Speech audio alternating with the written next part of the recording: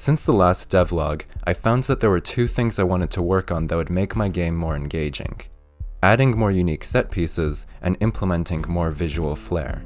Regarding the former, while it's often great to have recurring obstacles that are used in more novel ways as the level progresses, there's also a value in single-use obstacles that can be designed around a very specific scenario to provide a more focused challenge. This idea inspired this new area, where you have to descend a series of trapdoors while dodging flame bubbles. The flame bubbles all have random velocities and positions, so it's difficult to navigate in a way that doesn't get you killed. The trapdoors fall if stood on for too long, and because of how narrow they are, hits often send you directly into the pit below. Originally, I wanted to have some kind of enemy that follows and shoots at you as you descend, but I found that it was too predictable, so I eventually decided to make it completely random. This makes the section much more interesting, because it's very spontaneous in a way that the rest of the level isn't. It's good then that the bubbles glow a bright blue color. This makes the area look really cool, but it also allows you to see where the bubbles are before they even appear on screen, making the section a bit fairer. I also experimented with different lighting elsewhere.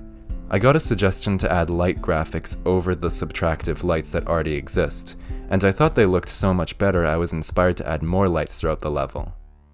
I made the bombs emit a low orange glow and explode into an expansive light. The checkpoint also grows into its full size, emitting a yellow light more representative of its flame. None of this was particularly difficult, but it was a nice break from some of the more technical features I've previously worked on.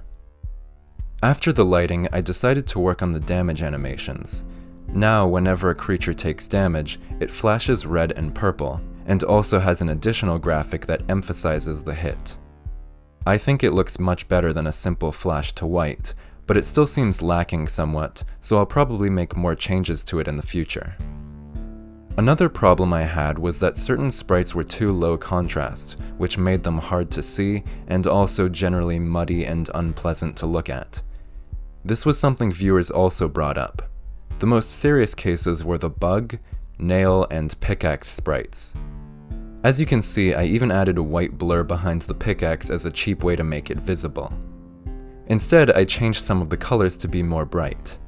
At the same time, I tried to make the design of the sprites better as well, so I removed the mask from the bug, and I added more animation frames to the pickaxe. The enemies also had some problems related to gameplay, primarily the miner. It previously threw pickaxes at one of two different heights, which left some dead zones where there was no risk of danger. This meant that it was only challenging in specific scenarios, which wasn't very interesting. I changed it so that it always throws pickaxes at the player, alternating between throwing two at a time and one at a time. This design is much better because it directly engages the player rather than being a passive hazard. It also removes the problem of dead zones, and this section in particular is much more difficult because of it. For the better, of course. I changed the rock lump as well, except much less significantly. I basically made it slightly less aggressive so that it's easier to maneuver around. This works great with a new ambush I added earlier in the level. When you reach the manhole, rather than encountering a few rock lumps sitting in the open, a couple fall around the edges, trapping you in the middle. This makes for a good test of sudden pressure and is a much more memorable obstacle.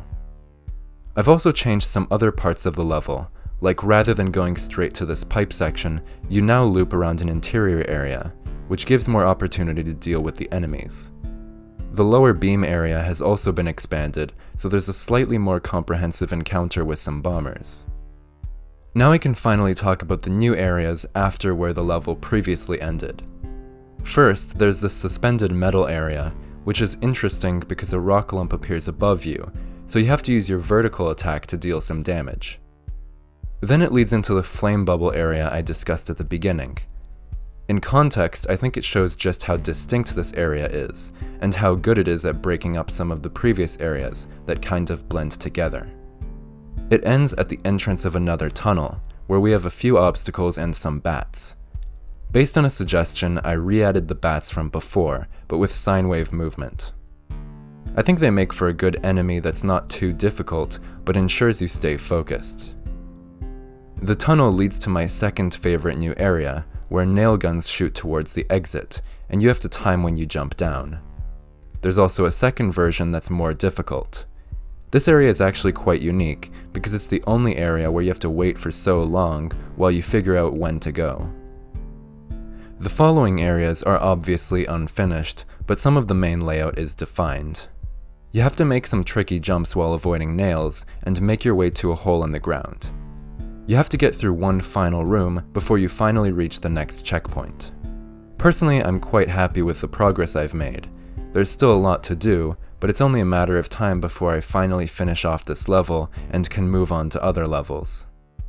I've made some smaller changes that you might have noticed as well, that overall make the game slightly better.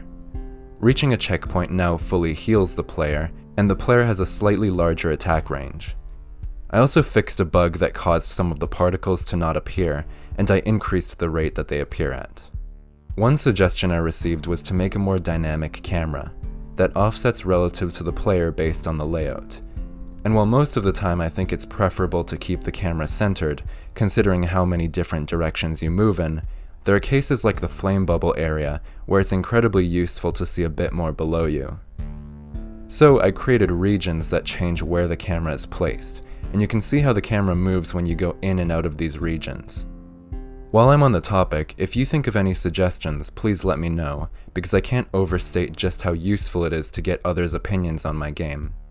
With that said, if you want to keep up with future updates, please consider subscribing. Thank you. Bye.